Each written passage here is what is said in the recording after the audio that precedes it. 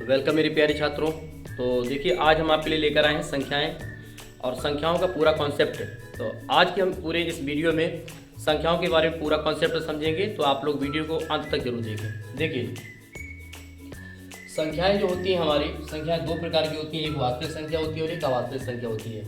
वास्तविक संख्या को हम लोग रियल नंबर्स भी बोलते हैं, और जो अवास्तविक संख्याएं होती हैं इसे हम इमेजिनरी नंबर्स भी कहते हैं। वास्तविक संख्याएं आपकी दो प्रकार की होती हैं, एक आपकी परमेय संख्या होती है और एक आपकी अपरमेय संख्या होती है।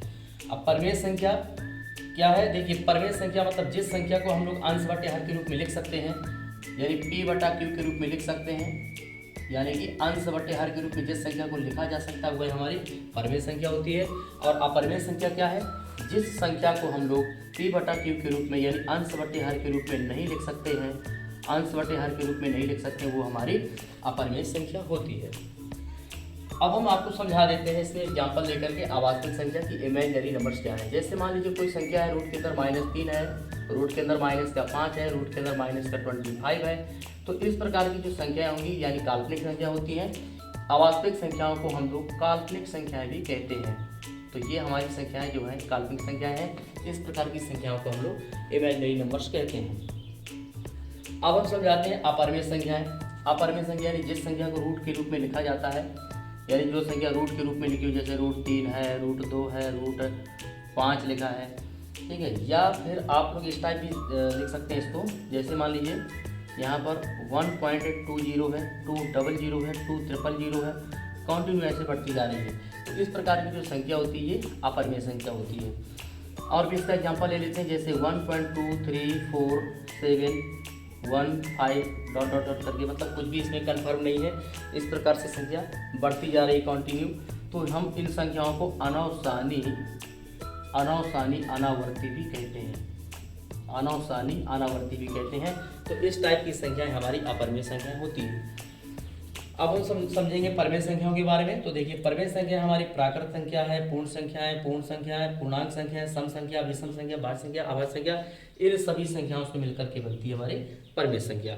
तो हम समझते हैं इनको सबको एक एक करके पूरा डिटेल से। चलिए,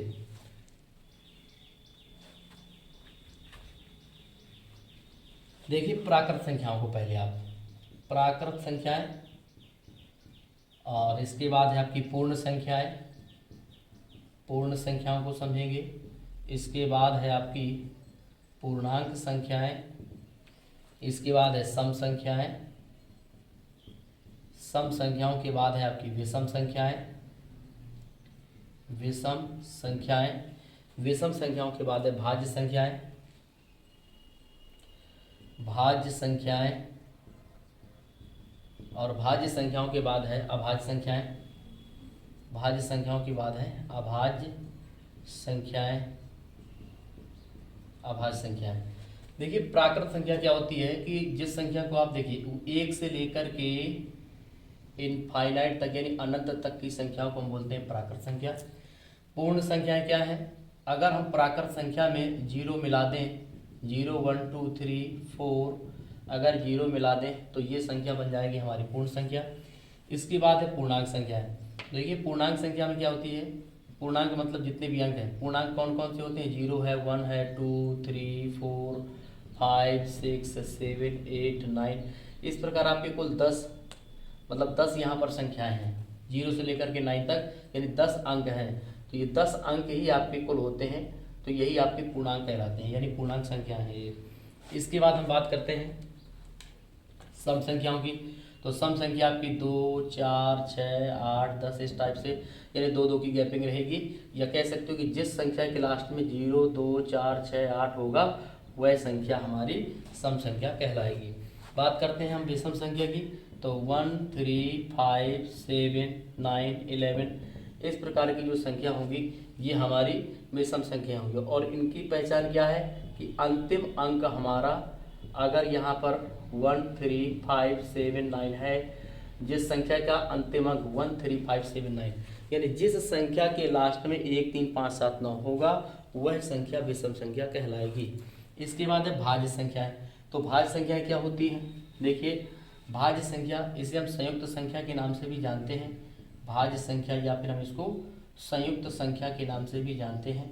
तो देखो संयुक्त संख्या क्या है, यानी वह संख्या जो किसी न किसी संख्या से विभाजित हो जाए, जैसे 4 है, 4 के बाद 6 है, 8 है, 10 है और इस प्रकार, यानी 15 है, यानी जो संख्याएं कट जाती हैं किसी न किसी संख्या से विभाजित हो जाती है। जैसे 4 2 से विभाजित हो रही है, 6 भी 2 से विभाजित हो रही है, 8 आपकी 2 से विभाजित है, 4 से विभाजित है, 8 से विभाजित है। तो इस प्रकार की संख्याएं आपकी भाज्य संख्या है। अब अभाज्य संख्या क्या है, यानी सम अभाज्य संख्या। सम अभाज्य संख्या मतलब वह संख्या जो स्वयं से विभाजित होती है, जैसे कि 2।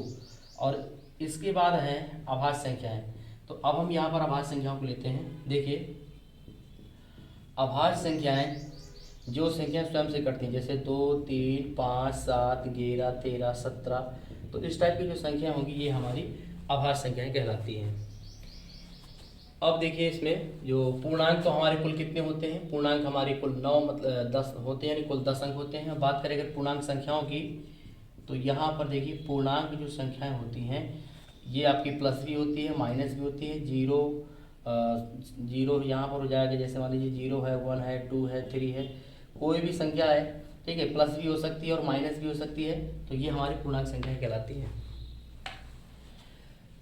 तो उम्मीद है कि आप लोगों को संख्याओं के बारे में अच्छे से समझ में आ गया होगा। मिलते हैं नेक्स्ट वीडियो में, तब तक आप लोग खुश रहिए, मस्त रहिए। मिलते हैं नेक्स्ट वीडियो में।